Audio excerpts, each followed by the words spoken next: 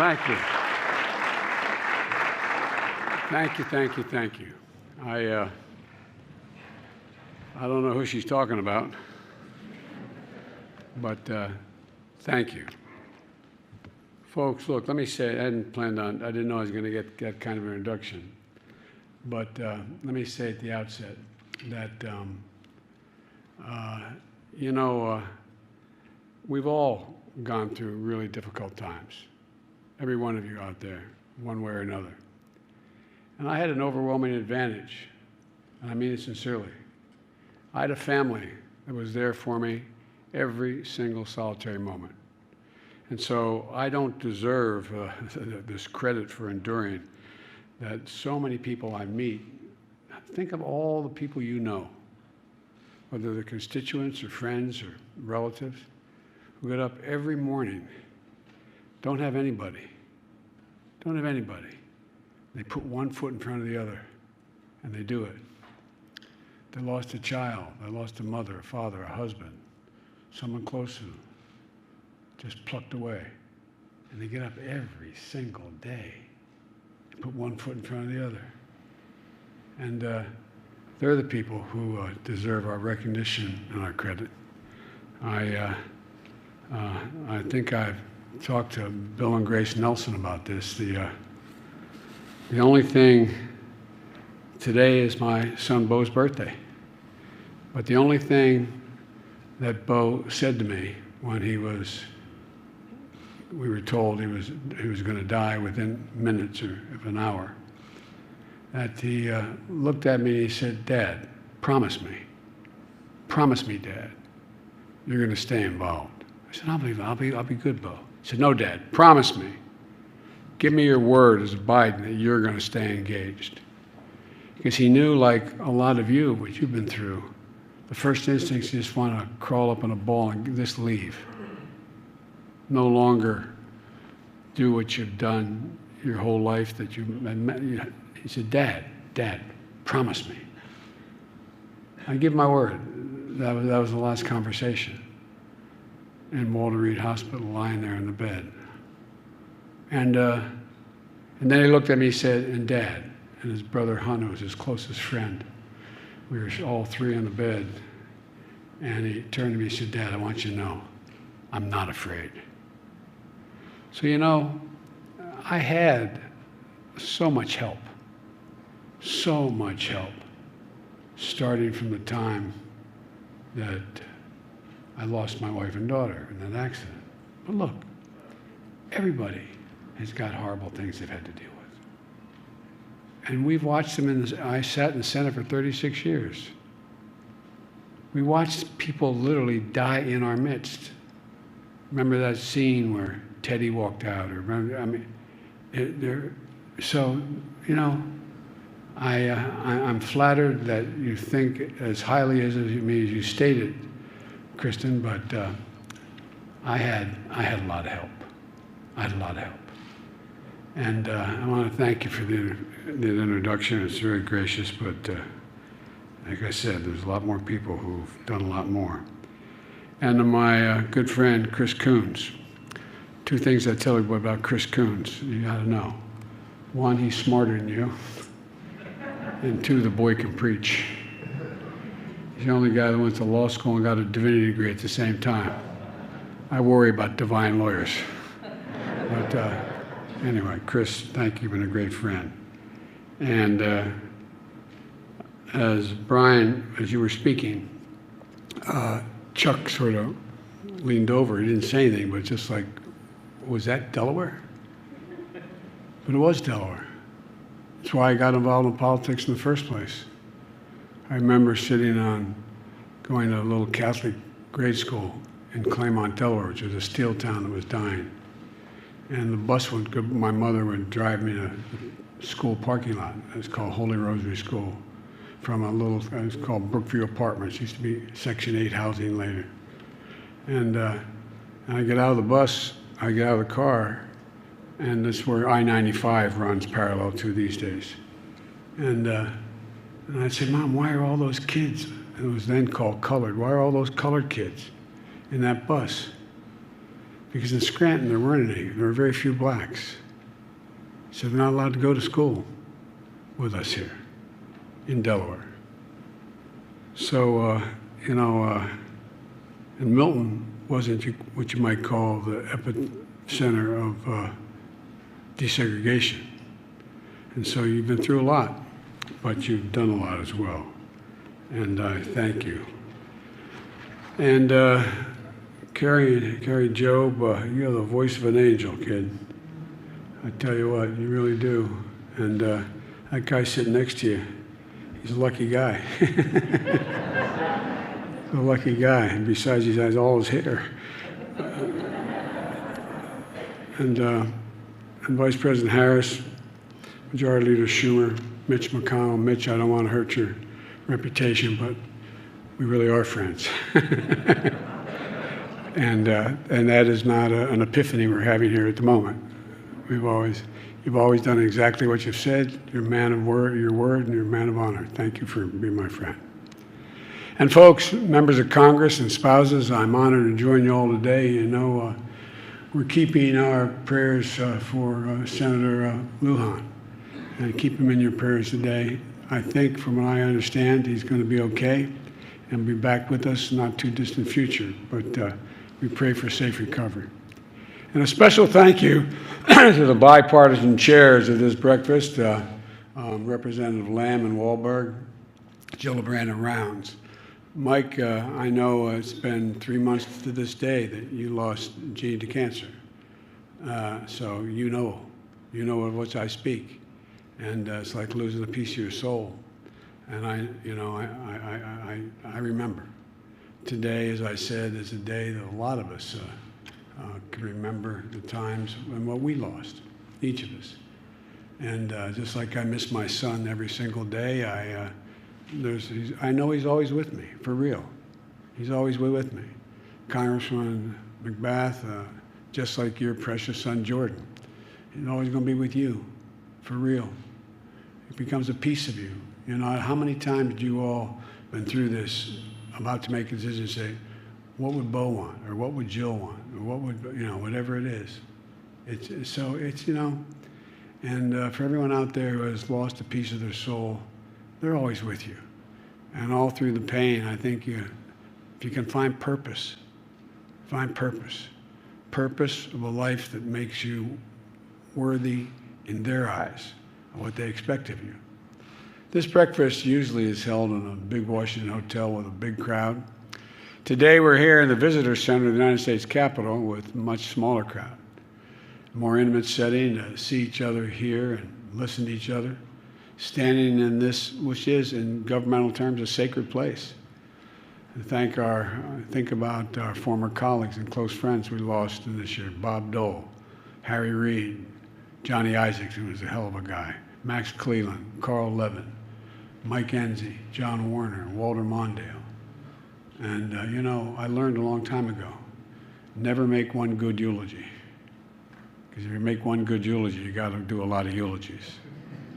But I've had the pleasure of knowing their families, and there's a lot of good friends, both sides of the aisle, who disagreed on many, many things, who still talked and listened to one another.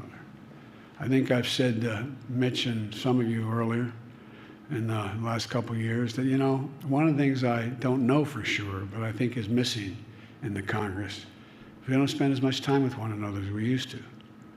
We used to eat lunch together. I mean, literally sit down, not in the Senate dining room in the Senate, with that small dining room off to the right across the hall from the visitors' dining room. And there's 2 big round tables, big dining room tables, and a buffet. And I remember when I first got here, after my wife and daughter were killed in an accident, my boys were still in the hospital.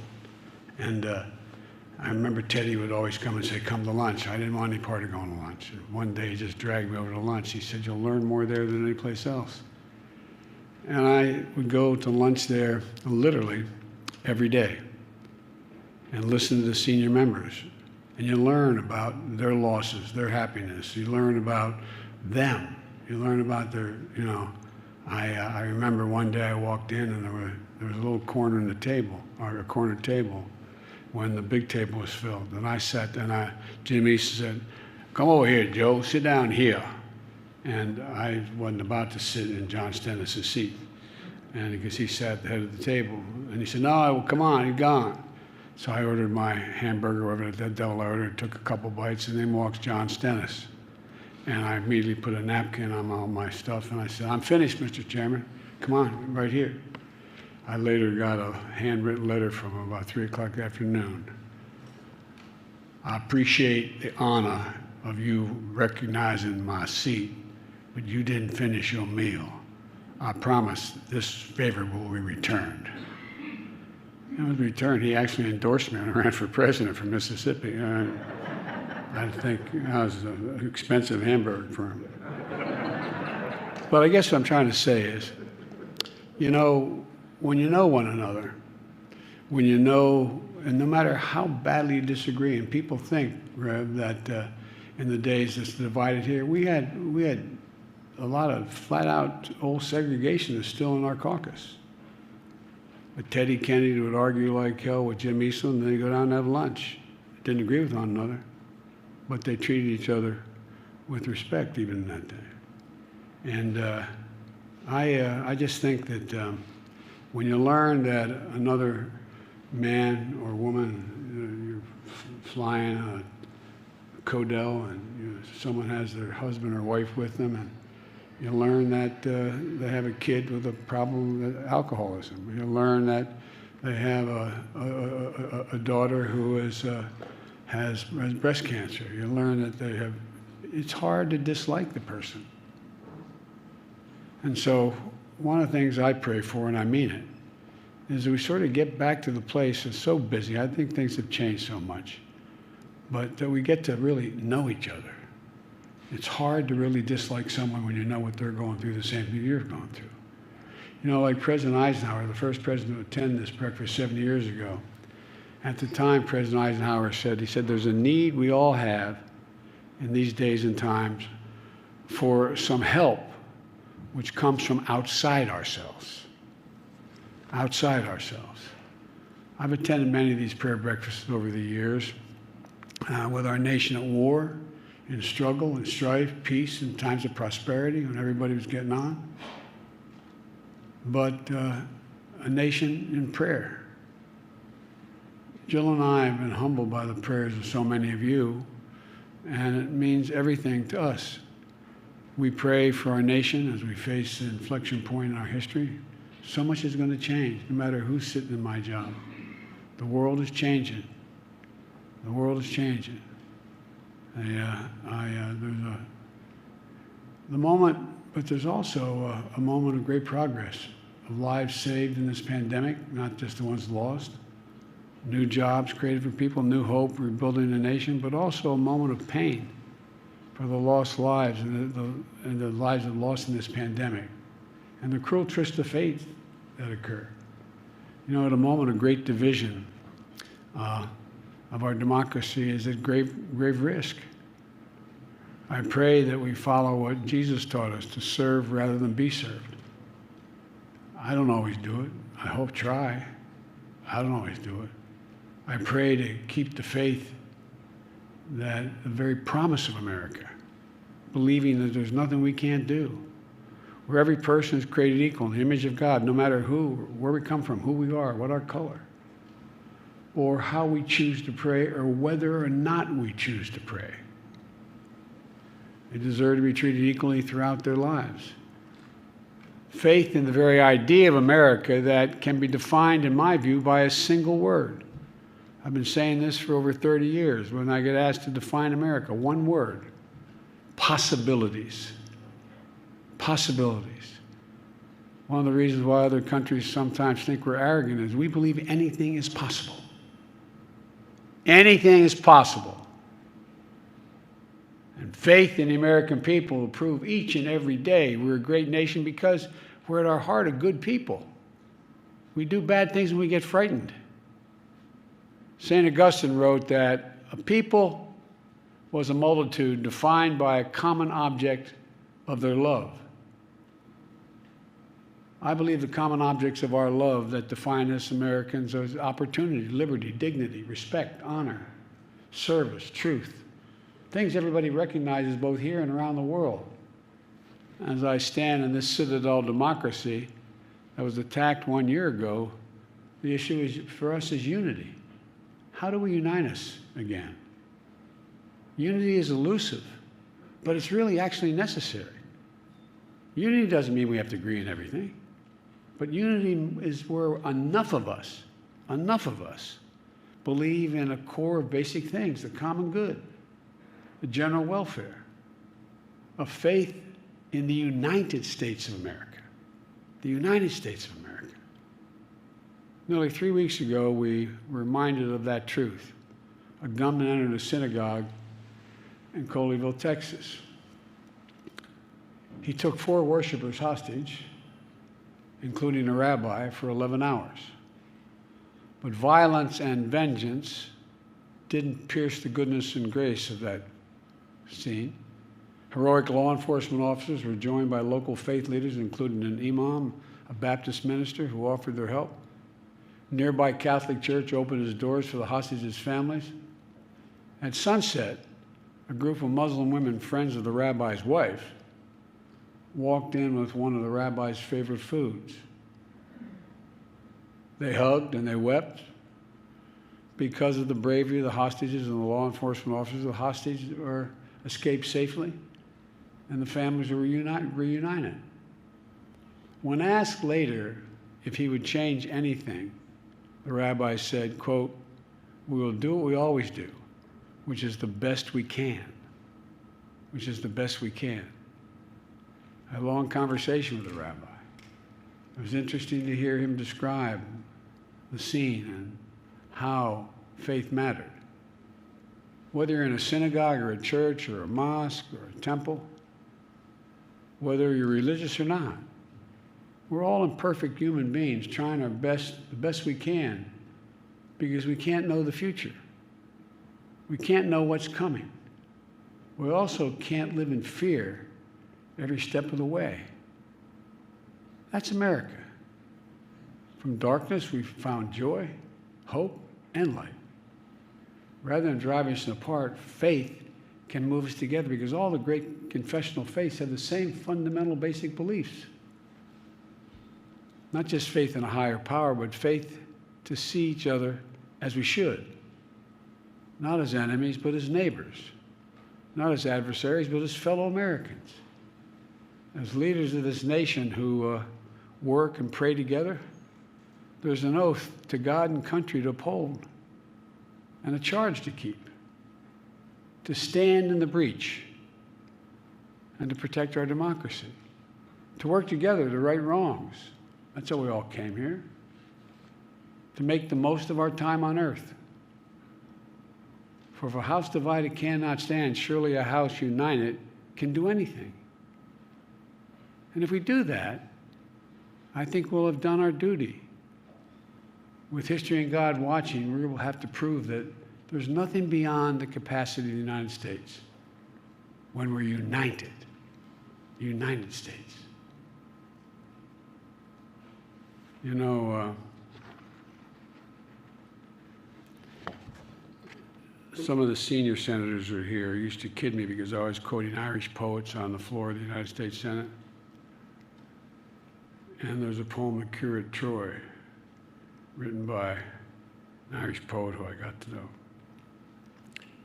It says, "History teaches us not to hope on this side of the grave, but then, once in a lifetime, that tidal wave of justice rises up, and hope and history rhyme." I honestly believe we're at one of those moments. There's so much at stake. The division has become so palpable, not just here, but around the world. We have a chance. We have a chance to make hope and history rhyme, because the rest of the world's looking to us. Every time I'd walk out of my Grandpa Finnegan's house up in Scranton, Some of you heard me say this before. He'd yell, "Joey, keep the faith." My grandmother would, "No, Joey, spread it. Let's go spread the faith."